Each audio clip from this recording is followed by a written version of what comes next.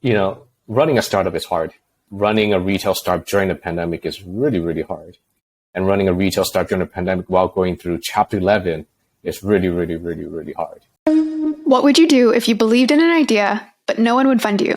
Everyone thought it would fail, and the industry you're in also happened to be going through a nuclear winter. Well, today we are talking to Steve Zhao, the founder of Sandbox VR, who encountered all of the above. In fact, about a year into founding Sandbox, he had to double down and invest all of his life savings into this unproven business. But 7 years after founding and one bankruptcy later, Steve now has built the world's leading full-body VR experience with over 30 locations all around the world. In this interview, we get to chat with Steve about the early challenges he faced, and trust me, there were many, but also how Sandbox survived the pandemic, the difficult task of building across hardware, software, a new computing platform, and real estate, and also how Steve thinks about the future of VR. But before we jump in, I thought I'd give you a glimpse of the full body experience that is Sandbox VR. And instead of trying to explain it to you, I thought I'd show you instead. As a reminder, the content here is for informational purposes only. It should not be taken as legal, business, tax, or investment advice, or be used to evaluate any investment or security, and is not directed at any investors or potential investors in any A16Z fund. For more details, please see a16z.com/disclosures.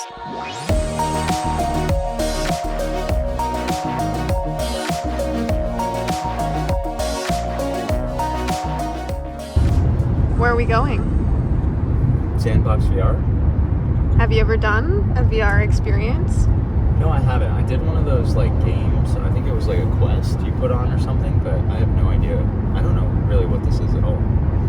So on a Saturday afternoon, I decided if I'm going to do this interview, I better go try out Sandbox for myself. We get to this mall, and candidly, Sandbox looked a little out of place. It was wedged between all of these outdated apparel shops. Meanwhile, Sandbox is this new looking location, a futuristic logo shining out front. And so we walk in, and Sandbox actually has these machines where you check yourself in. And as part of that, you input your email, which comes into play later when they send you your recap video. Pretty immediately after, we have an assistant come over and bring us to the room that we're doing the experience in. So he brings us to this bench and gets us to put on these sensors. So one on each wrist and one on each ankle. And then you walk into this room. It's completely green, kind of like a 3-dimensional green screen around you. And then on one wall, there is almost like this closet. And this closet has a bunch of different props. You see these fake guns, you see these vests. It was actually pretty crazy to see how much gear there was for one single experience. Oh, and by the way, each experience was in its own little room, but it was kind of cool because as people were doing the experiences at different times, as we were setting up, you could see into another room where someone was doing another experience, and you just see these people running around with all their gear on, and they seemed really immersed. So the interesting part for me was the onboarding, which I thought would be done by the human. And although the human did tell you, put on this vest, put on these goggles in this way, once you were in the experience, the game itself onboarded you. So it got you to touch things with your hands or try things out with your props live within the VR experience to kind of train you on how to use it. So that included things like if your partner got stunned by an enemy, in order to revive them, you physically would have to walk over to them, put your hand on their shoulder, and revive them. And it also had this box on the ground. Of course, it's not a real box, but when you're in the VR experience, that box is what you have to stay within, because if you exit that box, you run the risk of literally running into a wall, because remember, you're in a confined space. So from there, we did our experience. We chose one called Amber Sky, where we were in space and we were kind of on these platforms fighting off the enemies. The enemies, by the way, included anything from a spaceship to these little eggs on the ground that would hatch, these creatures that would come and crawl up on you, to a standard alien that would come, jump on the platform and try to attack you. These creatures felt like they were right there in front of you. And speaking of that, one fascinating aspect of this experience was they're bringing you up these elevators, and it really does feel like you're moving up, which of course you're not. But at one point, we literally are brought up the elevators in a way where they separate like this. And it felt like we went from being around a meter away from each other to maybe 100 meters away from each other. And at the end, it felt kind of strange returning to the real world. And maybe the coolest part of the experience is a couple minutes after you leave, you get shown a video of you in the experience, both as the VR characters that you were in the game, but also the real life characters of you running around this green room. And it's pretty funny to see. You also get a score, so you can see how you did relative to your partner or other people you played with. And then you get that video sent so that you can share it later. So hopefully that gives you a quick view into what the experience is like. And for me, I was really surprised by how immersed I felt in it. I think it's the closest I've felt to being in another world. But something that I'd like to see is the extension of new types of games. And also, I want a leaderboard. I want to see how I compare to other people. I want to go back and I want to improve my game. And so I'm very excited to hear from Steve how he's thinking about all those things. All right, let's jump into the interview. So Steve, we typically jump right into the founder, the company that they're building today, and where that company might be going. But in doing research for this episode, you have such an amazing story. And I wanted to jump right to the beginning so people get really the lay of the land of where you came from and how you got into the gaming industry. So let's start when you were a kid. Your parents were entrepreneurs themselves, and I believe that's also around the time when your, you could say it, love story for games began. So could you share a little bit more about how your parents also being entrepreneurs may have influenced you and also where gaming came into play? You know, I grew up in the Bay Area and my parents were immigrants and they worked really hard. And I remember during the summer, I would follow them, you know, to where they work. And it was just a grind every day. But over time, like I seen how being an entrepreneur, like great things happen. How, you know, they started, you know, at my uncle's garage, then they bought their own small warehouse, and then it just grew from there. So my biggest takeaway from being an entrepreneur is like, it just takes time. But it was during those times too, when, you know, they're busy working, that I had to find kind of solace in my own pastime. And one of the things I found early in life was just, you know, I was fortunate enough to have a computer pretty early in life. And I think I was about the age of 10 years old when they just started creating these funny little games that I would just share with my friend and just kind of go from there. Well, that's super early. I don't remember what I was doing when I was 10, but I certainly wasn't creating my own games. And it sounds like very early on as well, you not just played games for fun, but you started building a business around it. So later on, when you were in university, you started Blue Tea Games. And I want to hear more about what this company was and what specifically inspired you to do that. Yeah, so Blue Tea Game was a game development studio that created games online. People can download it. We call it shareware games back in the days. And they would, you know, open up the wallet, input their credit card into the internet, and they would buy the full game if they liked the first hour of it. So it actually started because of the stock crash of 2001. That was when I went to college. My parents, they saved up a nest egg for my tuition and everything crashed. And they're like, yeah, you know, you're going to have to find work while you study university. So at that time, I saw that internet really took off and people were actually building games online. And I thought that was really fun. Like, I didn't know much about it. I just love building games. And I was thinking, hey, maybe I can put games online and see if people would play it. And they did. I was like, hey, would people actually want to buy it too? And they also did. And it ended up that during that 3 years in college, when I created Blue Tea, that I was able to really fund my tuition, which is building games on the side. So this is just after the .com crash, when people are really doubting the internet in general, let alone paying for games. I mean, I feel like as I was growing up, it was so rare for people to, for example, buy an app in the App Store, even if it was 99 cents. So for you to be able to successfully monetize during that period was definitely impressive. And from my research, it sounds like actually some of the games were really successful. One of them, the Dark Parable series, was downloaded millions of times. And so it sounds like this company was doing relatively well, but ultimately you ended up shutting it down in 2016. So what led to that? I think it was my own stubbornness. So we did very well with PC games and we grew to a team of 40 people. So the game company was completely bootstrapped after college. But what happened was in 2009, that's when, you know, the iPhone came, and then there was a mobile games industry.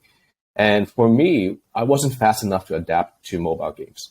And what we built were casual games. And when mobile first came about, it took a lot of the shares away from the PC group. So we saw our industry starting to shrink while the mobile industry started to grow. So by the time I went to mobile, it was too late. We were just catching up, and every year that we went in, it felt like we were further behind. So the company just really stagnated into 2016. That's when we saw VR kind of blew up. Yeah, I mean, it sounds like you went straight from Blue Tea Games right into Sandbox, which to me is impressive in a way because after running a company for many years, the reaction of most founders is, let me take a break. And your reaction was actually, no, I see this opportunity. I want to go all in on Sandbox. And so tell me a little bit more about that. What was the vision you had in 2016 that made you say, hey, I need to do this right now? I think it was the fear of missing out. The painful lesson of missing out during the mobile era was really ingrained. It's like, man, I wish I was there earlier. So when VR first came about, I was like, okay, this is going to be a consumer headset. Oculus is going to launch and HTC Vive is going to launch. We have to get there early. So I just decided to dive down and just go with it. I think what made it easy for me and my team at that time was also we knew how to build games. We built games for multi-platform. We knew how to build in Unity, which was used to build in VR. And I also had a few folks left in Blue Tea.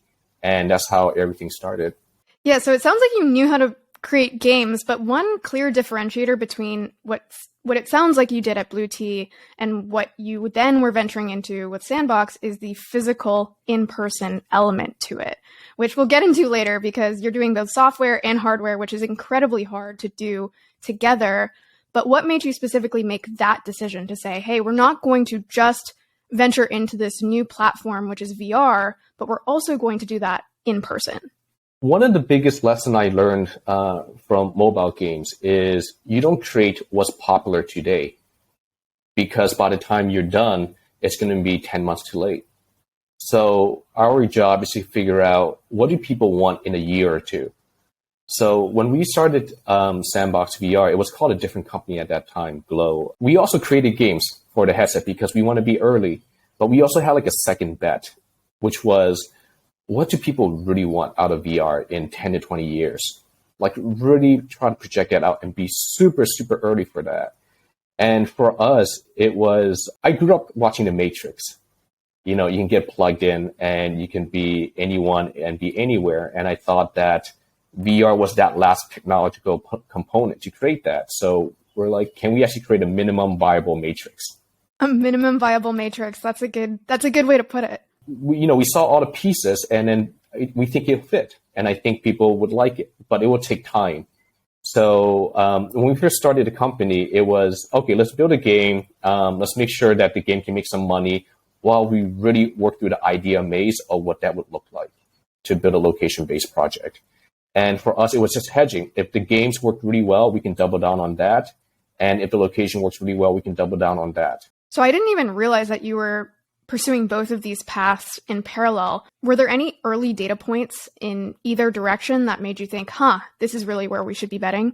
I think it was just the nature of how the company was founded. When I built Blue Tea, I moved to Hong Kong and I built a community there. I have friends there. So when I started to seek out angel investors, I told them, hey, let's try to build games first. It's very organic, right? And we also want to learn what it takes to build in VR. So while we're learning how to build, content in VR, we can really figure out how to build a platform that eventually became that location-based component to it. But for us, we also didn't raise that much. In the beginning, we raised about, I think, 400,000, which might seem like a lot, but if you're building a team that wants to build content and then build a technology platform that's never been done before and eventually put it into a retail space, that's not a lot of money to go about. So I was, I guess, a little bit naive in the thought that, hey, we're early enough and we build games that by the time the game launch, that we can take the profit we earn from the game and reinvest back into the platform. That was in 2016. And during that time, there was a lot of hype and buzz still around VR. And we launched our game in December, perfectly timed during the holiday season. We went through Steam and we got incredible exposure on Steam and we put our game on Oculus Store. And we were like the top 20% title, but it didn't generate that much, revenue for us. And it was the same for a lot of developers at that time. And we're like, oh crap, we're going to run out of money. Entering 2017, that was kind of like the start of the VR winter, where funding was very, very difficult because the holiday season didn't really pick up numbers that gave enough trust of the VR market. So that just kind of became organic, where it's like, oh, okay, so we cannot really just do games anymore. We have to put 100% of our effort behind this full body platform that we built on the side. And it sounds like you did that. You went into what you might call this nuclear winter in 2017. You had just been working on these digital games. It sounds like they had some success, but you were in a way pivoting, but also, as I said, pivoting right into this winter where the amount of funding that you had raised prior would not hold you over. So you made a decision that I think is really emblematic of your journey and the conviction that you've had throughout the years about the platform that you're building, and you put your own life savings into the company. Tell me a little bit more about what conviction you had and why that made you actually decide to take your own life savings and bet it on this company. I didn't want to put my life savings. That was the first start. But entering 2017, we had like maybe $100,000 left in the bank. And I went back to investors. I went back to institutionals, also angels. And it's like, hey, we have this great platform that will one day enable full body experiences with multiplayer. But, in a retail setting, it's like, hey, we just need a little bit more funding to kind of bring a demo out. And we couldn't get anyone to go for it. We're like, okay, this is it. So I had this conversation. So with, my friends, my family, I have this nest egg that I saved from Blue Tea. 10 years working in Blue Tea, I saved this nest egg. I can put everything into this and just get the demo out and just prove that this is a concept we're building for. And of course, I talked to my friends and they're like, yeah, Steve, don't do it. And I talked to my parents, like, yeah, this is really bad. So I decided to do it. Naturally. What we saw, like in the market in location-based VR, was a company that raised 100 times more money than we did with a product we felt was not in the right direction. I think at that time, people that raised a lot of money were about how do you interface with the environment? You can touch the wall, you can feel the heat. And we're like, yeah, that's kind of cool. But, the great thing about games is really about playing a game with each other, right? And the game object isn't the environment. It is your friends. Nobody built for that. We knew that people wanted that. That was a conviction. So that's when I decided to basically take my life saving and put it into, Sandbox. And I remember the moment I did that, I was at the bank. Even the bank executive was like, are you sure you want to do that? That's like 95% of your saving. I'm like, yeah, let's just go for it. But it wasn't done in isolation, because at that time we were down to a team of 6. And I had to sit down with them and I said, like, look, I couldn't get any more funding. This is it. I'm going to have to shut down the company. But I do have, this much money left, and I'm just going to put everything in it. But if I do that, I will need all of you to be fully committed to go for this. Now, if you're not, that's okay. And I'll just shut the company down. But if I'm going to do this, we're going to fight for it. And then we sat down in a circle and everyone gave the vote. Fortunately, everyone agreed to fight on for the next 6 months to make it happen. That's amazing. I have to ask you, it sounds like you and your team maybe saw something that other people, whether it be investors, whether it be other founders, didn't see at the time. And there are many reasons to say that this won't work, right? As I mentioned before, you're doing both hardware and software. You also are focusing on a social element, which means that you don't only need to convince one person, you need to convince many people to show up. You are doing so at a time where this technology platform, being VR, is kind of unproven. It's in its early days. And so there are, again, many reasons to say, you know what, this maybe sounds like a good idea, but in reality, it's not worth pursuing. So was it just seeing that certain other companies had raised so much money and were not delivering on the promise that you knew you could? Or what other data points were you paying attention to say, this is really worth pursuing? For us, it was the intuition of having built games for so long. Once you do for a time, there's just intuition about what could be really fun. It just came from that. for me, it was able to kind of see that with this amount of funding, we can actually bring a demo and then from there be able to show what exactly this is and get people on board. In the beginning, it was a demo, but we end up not just building a demo. We actually built like a full product. And I think it just made it much easier by the time that it was launched.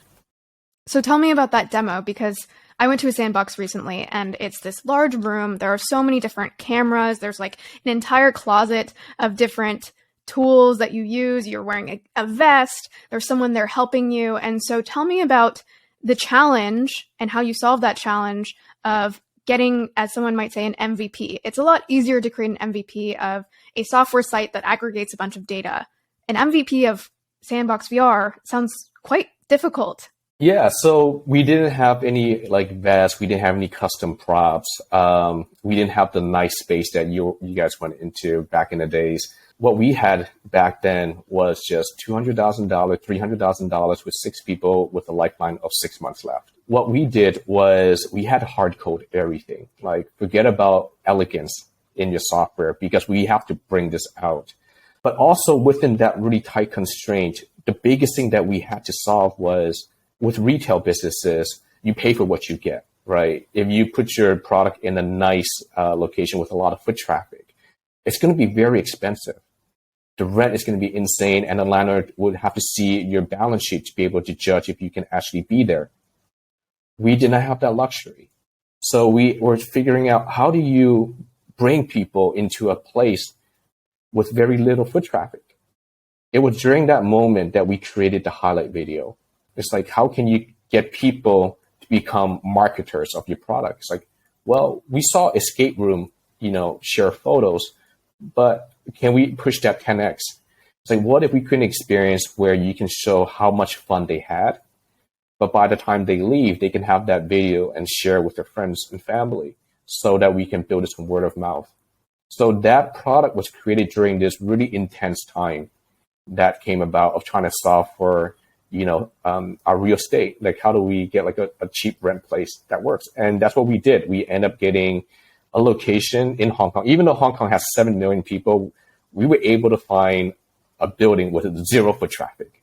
And the rent was insanely cheap. The water pipes were broken and we were on the 16th floor. There was no outside signage. People don't know about us. And we're like, okay, this is the perfect place because this is the only place we can afford. Something that has also come up for me as you're talking is the fact that you're marketing a fundamentally new experience for most people. If you open a mini golf course, you can say, hey, it's Steph's mini golf, and people, for the most part, know what they're getting. They know what kind of experience, but a new location-based VR experience is new. It's even hard to articulate what that is to someone, and there's no expectation linked to it. So how did you go about those very first early days of opening the store and getting your first customers in there? We grounded it based on escape room. We called it a hyper reality escape room, which seems to work. People have played escape room like, oh, okay, just a VR component to it. Mm-hmm. So that was our initial way of getting people in. And it's really funny because once they come out of it, they're like, this isn't an escape room. I don't know what this is, but I'm going to tell my friends about it. So the education part was hard, but the moment they saw the videos and the moment they share it and they saw their friends having fun, like that's when the viral loop really kicked off. Yeah, I loved the video at the end, and I'm impressed that you thought to include that at the very early stages. So what happened then? If you had these early customers, people are starting to share, what was that early traction like? We got a little bit lucky. So in the beginning, we didn't do much advertisement. We had some media reporters come in and, they brought some customers. They loved it. They tell their friends. But, there has to be a certain volume of folks to come in to really kick in. But one of the reporter did a social media post and it blew up and it went viral. And that kickstarted the viral engine where people just booked in mass, and that led to more and more people booking. So what happened was pretty soon we booked out our space, 100%, 100 days in a row. And it was really insane because when we first started building this business, I have a good friend of mine who've done escape rooms. He said, look, if you can get to 50% occupancy, you're doing well, Steve. But based on your business, even if you get to 100%, it's still a tough business. And that's what we've done. We had people skip work and come to play Sandbox. We had a few people delay their flights so they can play Sandbox. And pretty soon, like, people knew about our product, and that's how we're able to actually get our first seed institutional round done. So you got this round done. Feels like you're finally hitting the traction you're looking for. And this is one of the reasons I love your story, is that there was just so many roadblocks that emerged out of nowhere. And the next one for you sounds like it was the pandemic, which is pretty fundamental to your business because it's an in-person business. And so tell me about that. How did you stay alive during this period? Yeah, it was tough. People would say during a recession, companies will lose revenue by 30 to 60%. For us, we lost 110% of our revenue because not only did we couldn't open any of our stores, so there was no sales, but we also had to refund everyone that booked. And the outcome was we had a great team, but we were trying to raise our Series B during the early 2020, and we had about three months of runway left. So we had to let go most of the folks. We let go about 80% of our team. That was very difficult. There were a lot of great people at the team that we wanted to keep, but we couldn't. So how do we make it work? I think to a degree, it was the same thing that I've done early in Sandbox, where we sat down and tried to get all the stakeholders to agree to fight on. I mean, it was much bigger this time. It was getting the investors that backed us, like, hey, this is what we're going to do. This is how we're going to survive it. Do I have your support? Getting the people that remain in the team to get the support, getting the secured creditors and unsecured creditors, like, hey, we need to make sure Sandbox have a long enough runway so that we can all survive, and just creating a very big plan out of that. Now, the challenge was we couldn't convince everyone. And because of that, we had to go through Chapter 11. We needed protection to get through that phase. So in order to survive that whole ordeal, fortunately, we got great investors kind of helping us, including Andreessen, to kind of give us a lifeline. But part of that plan was also getting to folks that we borrowed money from, the debt holders, to really extend our line, and then going through Chapter 11 to work with the landlords, the unsecured debt holders, to find a way to make this all work out. I mean, one of the most challenging parts of the pandemic, I think, for everyone was the idea that we didn't know when it was going to, quote unquote, end. And I think that would be particularly challenging with your business, as you said, because you didn't go from 100% of sales to 70, you went from 100 to 0, and it was unclear when things would tick back up. So was there a point during that process where you thought, well, A, we should maybe just shut this down because we're not sure when things are going to bounce back, or B, fundamentally pivot it? We did. That was the first thing we talked about, is how can we pivot? We don't know how long this is going to last. But there were a few reasons why we didn't go through that route. Number one was we knew fundamentally we had a great product. Before the pandemic, people love Sandbox.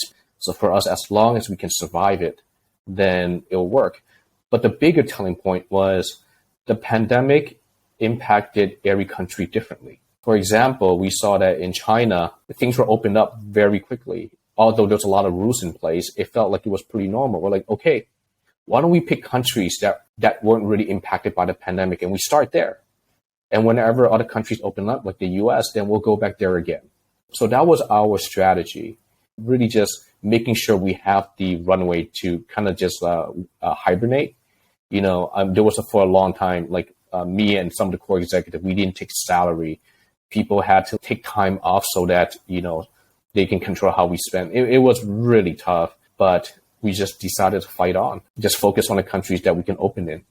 Yeah, I've mentioned this a few times throughout our chat, but just, if I were to have designed a business that I thought maybe would have one of the hardest times throughout a pandemic, it would be something like Sandbox VR. It has the social element, has the in-person element, but you made it. You made it through the pandemic, and I'm curious to know how post-pandemic things have shifted, whether it's that people are more interested in some of these digital physical experiences. Maybe this impacted your ability to get long-term leases as different other businesses are shifting, but also just interested in how you've marketed yourself as you've come back. Running a startup is hard. Running a retail startup during the pandemic is really, really hard. And running a retail startup during the pandemic while going through Chapter 11 is really, really, really, really hard. And when times get very tough, one thing that we learned is we had to be very selective on where we focus. And where we focus, we have to be looking for outsized outcome. We were measuring everything against profit, against sales, but really about the margin. So like one example would be when we get the highlight videos that customers get, we've learned that if you're able to hand them the video before they leave, they have a 10x chance of just talking about it, sharing it, going about it. But it takes us about 15 to 20 minutes to generate the video so people could be leaving before they actually get the video. So for us, it's like, how do we shrink that 20-minute down to 2 minutes? So we allocated the product team entirely to solving that one thing. But we knew that the outcome was going to give us much more high shareability. And we measured that afterward, and it really worked. So that was just one facet of many, like a dozen core things we've done that really turned the company around. So fortunately, in early 2021, with the vaccination, like there was a huge pent-up demand for people to come out. And when they did, oh boy, did they really go to Sandbox. And everything just worked. And the market, actually, there was a market shift too, where we're able to really renegotiate all the rent that we had for existing location, but also for new locations. Not only that, we were able to convince landlord to fund our project entirely because we had no capital. So we had to find a way to create a win-win situation where the landlord is willing to bet a company that's been through the pandemic, that been through Chapter 11, and say, you know what, we're going to give this company all the money so they can be in our space. And we're able to convince them on that. How does that work? Generally in the US, landlord will give something called a tenant allowance. Usually is they would fund retail tenant a certain percentage so that they can build up their place. Usually what we've gotten before, it was about 5 to 10%. So we've made it work because we're able to show data point during the pandemic. For example, we're able to open in our Chicago location. And during that time, we were in a mall that had 0 foot traffic, but 100% of our customer booked ahead online. And that was because of our marketing strategy, of our highlight videos. I mean, we had stories where we actually had to meet people at the parking lot to take them to Sandbox because they would get lost in the empty mall. But we were doing tremendously well. People wanted to go out. Fundamentally, what we're trying to solve is for people to have a great time together. And that is made no more important than during the pandemic of how important that was. So we share these data points, and then we're able to convince a few landlords to take a bet on us. And then once that happened, we were able to get more and more landlords to take bigger bets on us. That's how we survived the pandemic, yeah. Yeah, it reminds me, I think Apple in many occasions gets cheaper leases because, yes, these Apple stores are almost just these central locations that attract so much foot traffic that it's beneficial to the landlords of these malls, et cetera, to offer those deals. So it's great that you're seeing something similar. Something you mentioned, though, about Sandbox as really Sandbox being this place where people socialize and come together reminded me of just the idea of competition. Like what do you compare Sandbox to? And I can think of many examples, maybe a movie theater, maybe something like Topgolf, maybe something purely digital like friends playing in Fortnite. So I guess from your perspective, where does Sandbox fit in that competitive matrix? Who are your core competitors and what are you really challenging that exists today? We do think of ourselves as carving a brand new market. But if we were to take the close example, what we do want to become is like the new movies. When we think about the movies, it's a pretty passive experience and the outcome doesn't change when you watch a movie, and you probably do it not many times. But for us, it's a very highly active experience that depending on who you go with, the outcome can change when you play the experience. And there's a huge social media component to it where you can actually express yourself and be able to share that digitally with other folks. And structurally, it's like the movies because you come in and there's different experiences that comes out and you will chase for the next experience. We're starting to have experiences that's starting to hit box office numbers. Our titles are starting to hit theatrical releases, the average US theatrical domestic box office release revenue. And as we scale, there will be a day where we could see Sandbox experiences even being a rival to some of the box office movie hits. And is that the plan? Because I could see a couple different ways that you could approach the business. One of them being you just focus on creating one great game that people come back to. And when they come back, they want to beat their previous score. They want to go back with a new friend, see how it's different. Or maybe another path, which sounds more similar to what you're describing, is having a suite of different experiences. Every time I go back, I'm trying something new, kind of like the movies, right? You don't often, unless it's something like Avatar, you don't want to go see something again. And so from your own perspective, but also from maybe the consumer behavior that you're seeing, which one of those scenarios per se do you think more so fits what you're trying to do with Sandbox? Well, definitely the latter. We do see people come back for new experiences that can share with their friends and family. There is a very small subgroup that would chase a high score. And we've seen people play our zombie experience over like 12 times just to get a certain outcome. What really engages people, what we've learned that's surprising about Sandbox is it's really it's an experience that you guys want to delve into that you guys can share. And the outcome of that is people come to Sandbox because they want to build a relationship with someone. So a date night is extremely popular in Sandbox. Or they want parents having a fun time with the kids in a way that's very shareable. Or people that haven't seen in a long time. So we want to keep doing that, but with different worlds they can be in with different characters. That's great. And in a perfect world, you could have endless resources and launch a new game every single day, and they'd all be amazing. And there'd be this endless suite of games that people could try out. But obviously, there's a resource constraint. And so tell me a little bit more about how you think about the rollout of new games and also the amount of resources it takes to build a new game. I think you have 6 right now. Is that correct? Yeah, that's correct. So generally it takes about 12 months to build a title. Internally, 3 months of pre-production, 9 months of production work. But we also work post-production to make sure things goes according to plan, or any changes that we make while it's live to the audience.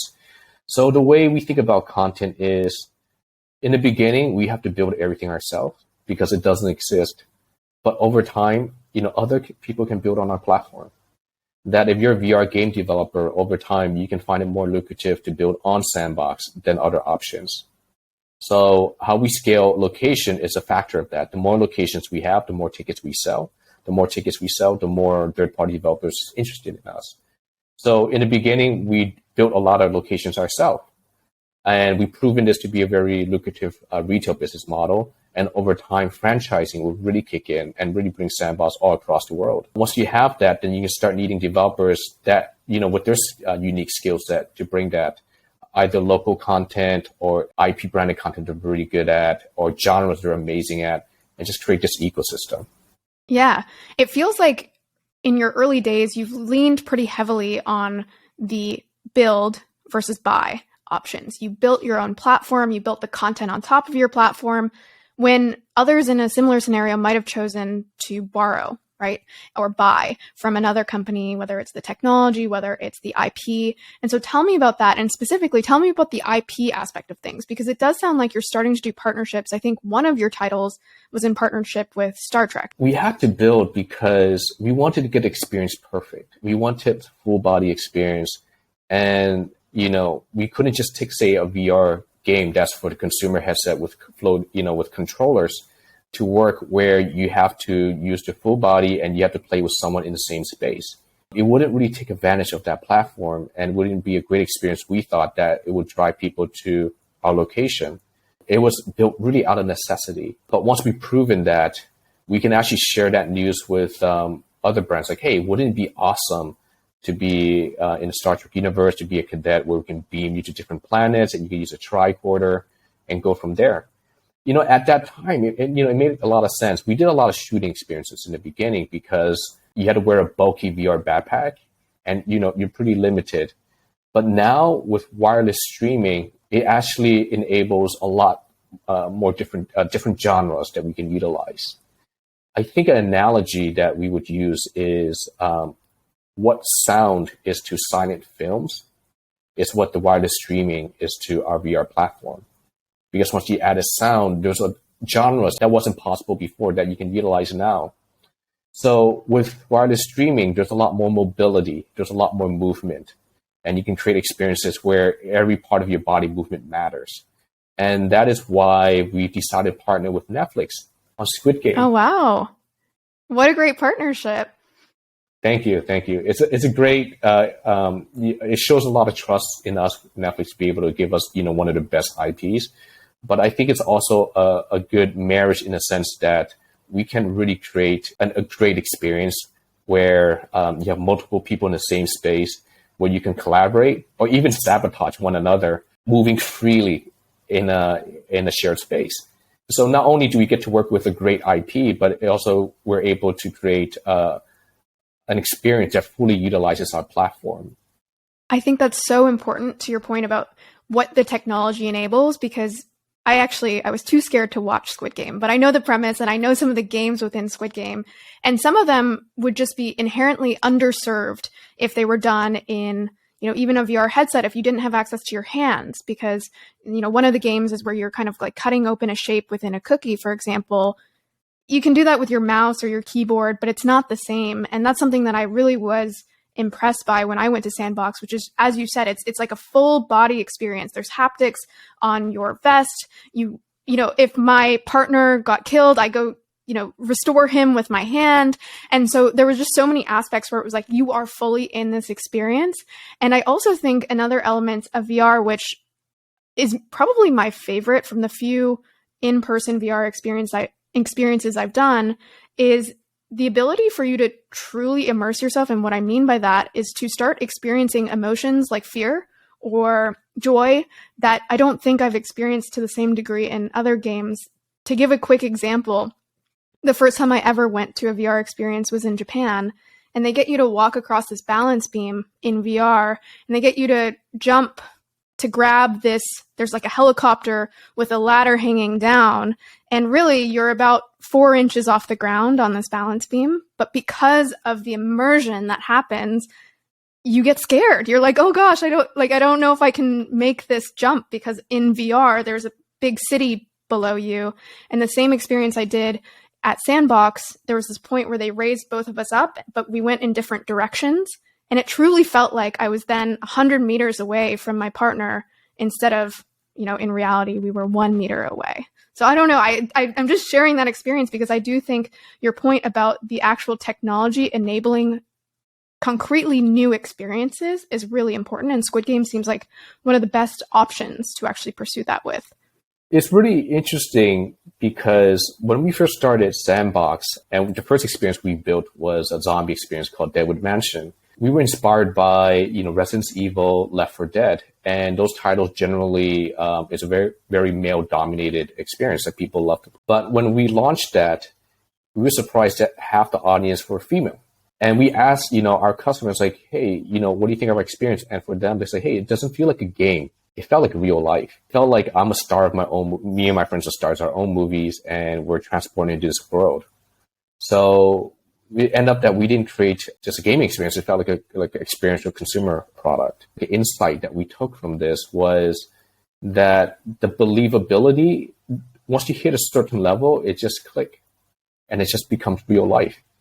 And that's the reason why we built what we've done, because when we first started out with the consumer VR headset, we still know that we were in a game, because when you put on your headset, okay, you look at your body, you don't see your body, you look at your controller, just two like floating joysticks, right? And you can't really move in your space. And then if you're next to like another player online, you can't really physically interact with them. But you put them in Sandbox, they forget they're in a simulation. And there are many times we would get complaints about noise. I remembered in the early days, we worked with IMAX to bring Sandbox in the New York space. It was right next to the theater. And we found out that we had to shut our store by 5 p.m. I was like, why? And they said, well, because people were screaming so loud that all the theaters around could hear random screaming. And like they tried everything. They put mattresses, they tried to muffle all the sound. It did not work. You're fine. Door left, door right. Who's on me? You don't get that unless you create something that's very real and believable. It felt very real. I actually avoided the zombie tracks when I went because I was scared of how real it would be, and I instead went with the space option. But on this note of truly immersing people and almost like replicating reality in a way, what does that take? I saw it for myself, but just for listeners, like how many cameras are required? How many props? Like what is really going into this experience makes it fundamentally different from, let's say, an Oculus headset? It starts with outside-in technology because in a shared space, it needs to be tracked from the environment rather than from the headset, which is inside-out technology, which is tracking, from a singular like cameras within a headset. Because once you have that, then it's building a very low latency environment that tracks your full body. And low latency is really important because when you play an experience and it kind of like, it stutters a bit, then you remember that you're in a simulation. So for us, it's being able to have like really streamlined wireless low latency experience that's full body. And once you hit that level and that physical element of being able to interact with your friends, that's when you start to believe that this is real life. I definitely was surprised that I didn't get a headache either, because I know that can be a feature, or I guess a bug in this case, of other VR experiences. And I get car sick probably 50% of the time. And so I'm very, susceptible to that feeling, but I went through the whole experience and never had one inkling of that. So that was surprising. But what I guess differentiates Sandbox in being able to build this low latency environment? Yeah, so when we first started out, like it doesn't work. Like when we got the headsets and we got the cameras and we try to put everything together, it's a very buggy experience. Back in the days when we go out to try other VR locations, it was really buggy too. And I think for a lot of folks, that felt like it was okay because, hey, that's just what VR is. But even as a small company back in 2017, with the limited resources, we cut corners. One thing we never cut was the fidelity of experience, because for us, the end product we wanted to do was to have someone believe that they're in real life. And to do that, it cannot stutter at all. So we have to be very precise on how we do our tracking and how we do the streaming, which also led to some of the patents that we had early on, which was we're able to create this prediction algorithm, which actually allows people to be able to move and be in VR even if they're being blocked. So that was one component to it. And the other component was we're able to batch the data, how we send wirelessly, so that if things doesn't go well, you will still have a very smooth experience. So in a way, the technology that we created was like how we ran our startup. Like when things don't go well, we find a way to make it go well. I've touched on this to an extent already, but I just want to hear your perspectives specifically on this idea of building both hardware and software. People often say that building hardware just on its own is like building on hard mode, and you've decided to integrate both. You've integrated real estate into the equation. And so curious to know about, if we start looking forward in terms of Sandbox, how do you think about the business evolving? Where are you focusing? Is it about opening up a bunch of new locations? Is it about extending the content variety that you have? Is it about getting better deals with your real estate partners? How do you think about the evolution and where to prioritize? Yeah, to answer your first question, building hardware is really hard. Fortunately, in the beginning, we didn't have to worry about hardware because everything was off the shelf. So all we had to do was make sure the software works really well with all the hardware that we've used. We got very lucky in that respect. And over time, we started building like our own haptic wands and wireless props.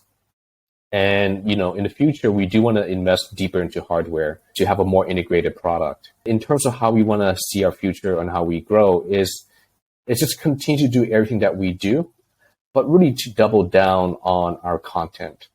I always see as the movies, in the first 5 years of Sandbox, it's a silent film of our VR product. And now that we just created wireless streaming, now we can add sound to it. So now we have all these genres that we can explore, that we can provide for our audience. And over time, we'll figure out what that color is.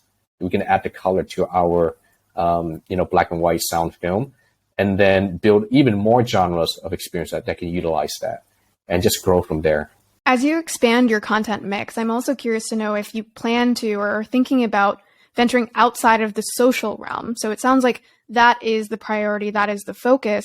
But as an example of when I went, I asked my husband, who was the person I went with, if he would go again. He's like, yes, this was great, but I would love an experience like this to work on my surfing. That's something that he's trying to get better at today. But the problem with surfing is that you have to wait for the waves. You know, you can go out in a day and the waves aren't good and you can't get the experience that you're looking for. But you can imagine in an equivalent VR experience, you could have waves nonstop. You don't have to wait for the next one. You don't have to paddle out. And you can really, I guess, condense the learning period to get better. And so that's just one example of where VR could be a more educational resource instead of a social resource. And so how do you think about that if you plan to expand your content mix? Do you think that that might actually expand past social? We do. And I think it's how we started the company, always hedging on different bets. So one of the things we're doing is actually we're rebuilding our operating system so that it's white labeled, that other developers can actually build on top of our system. That if you want to learn surfing, it might not be in Sandbox, but it might be somewhere else.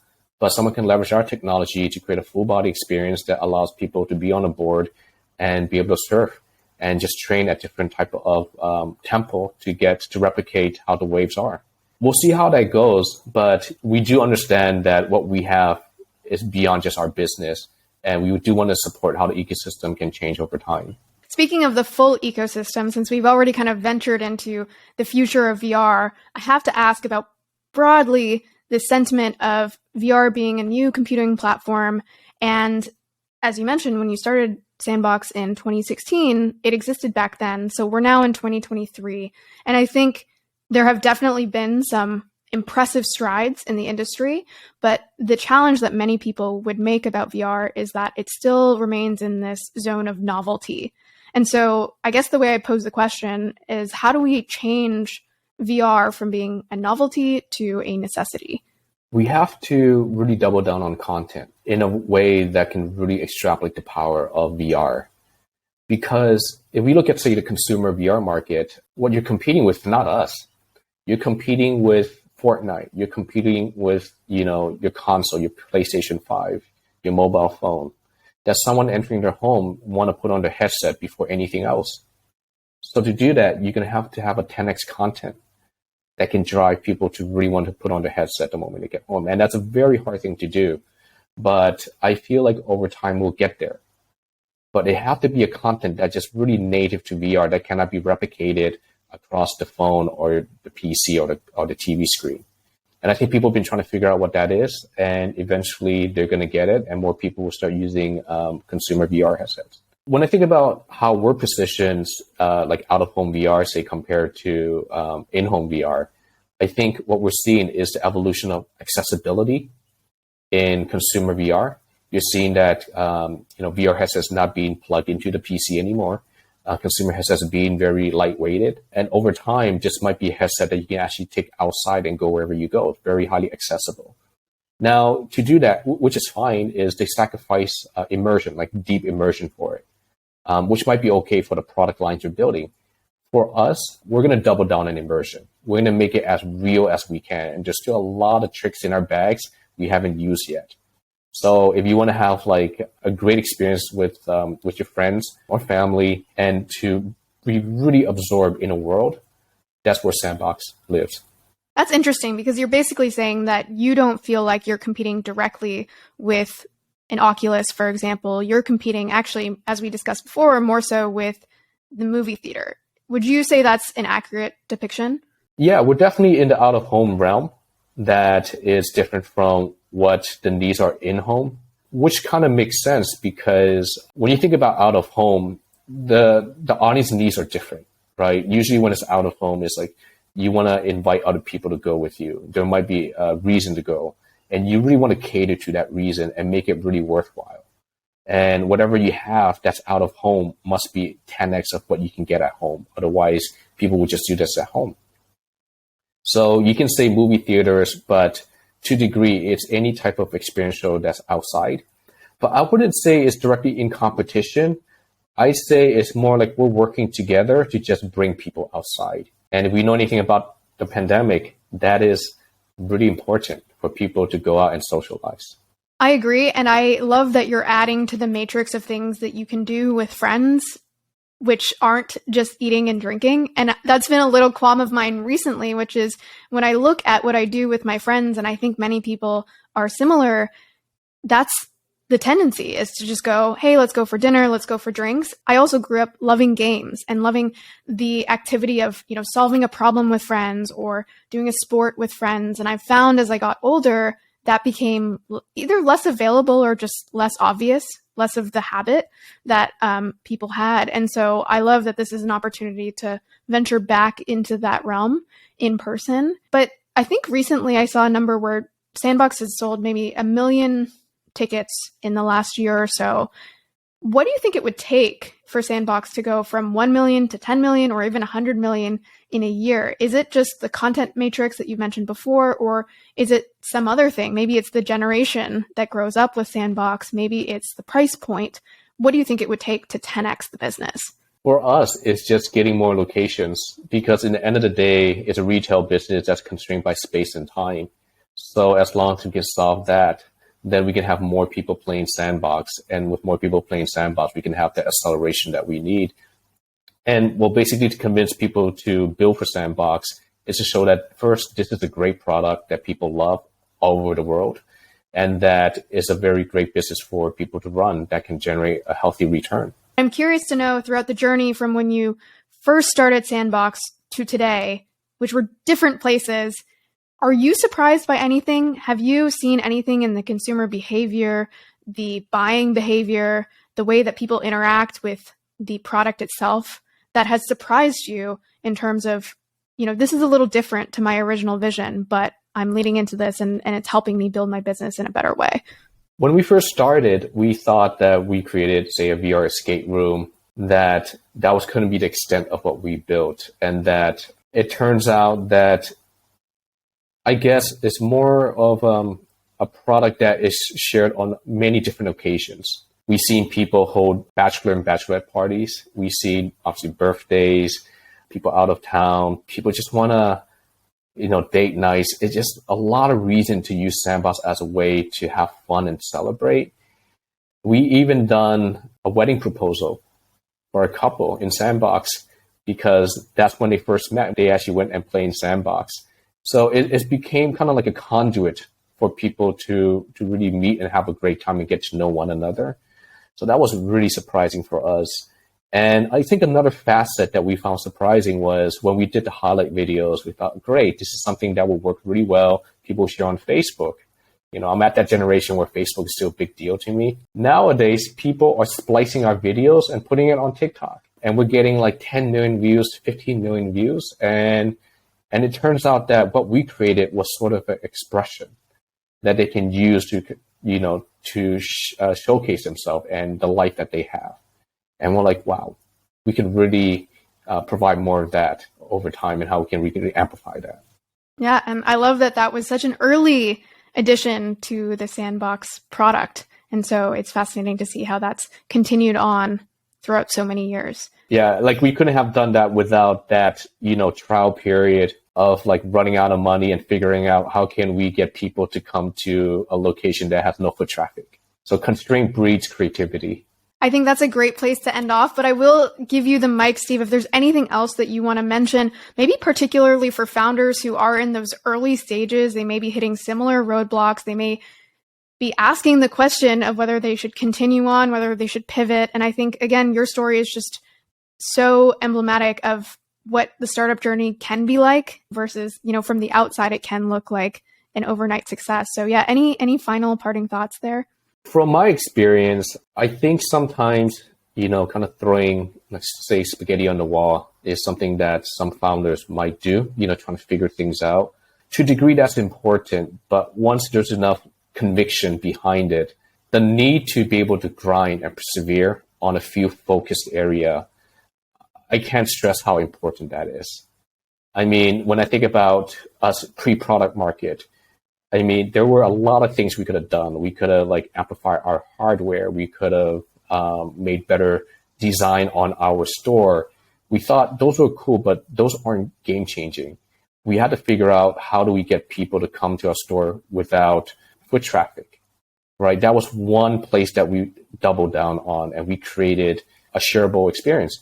like a highlight video, because it was very easy for us to just stop at a photo. It's easy to take a photo, but we thought, no, we have to do something the world has never seen before.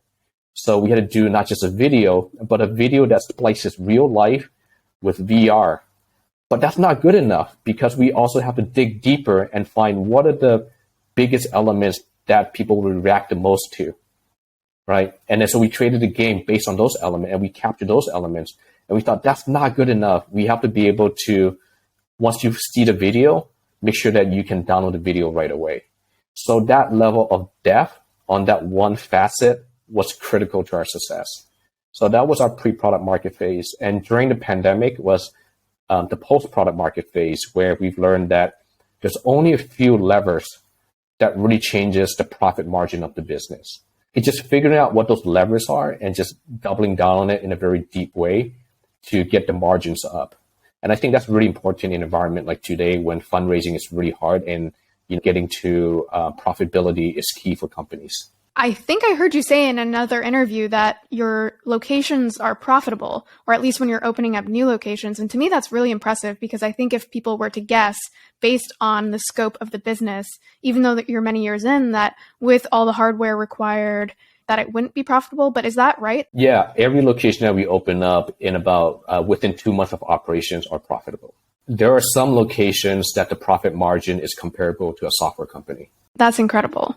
And I think for us, the reason why I think we're able to do that is we've created a product that people didn't know they want.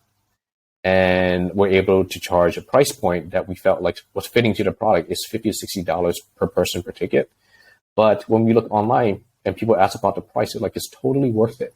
Yeah, as we talked about before, this idea of an in-person VR experience that wasn't a comparable category. And so you got to set the pricing terms for that category based on the value you delivered. And honestly, I'm sure you've done a bunch of testing on this, but it wouldn't surprise me if you could charge $80 or $100 for a visit, because it does feel fundamentally different than, let's say, a $20 movie experience.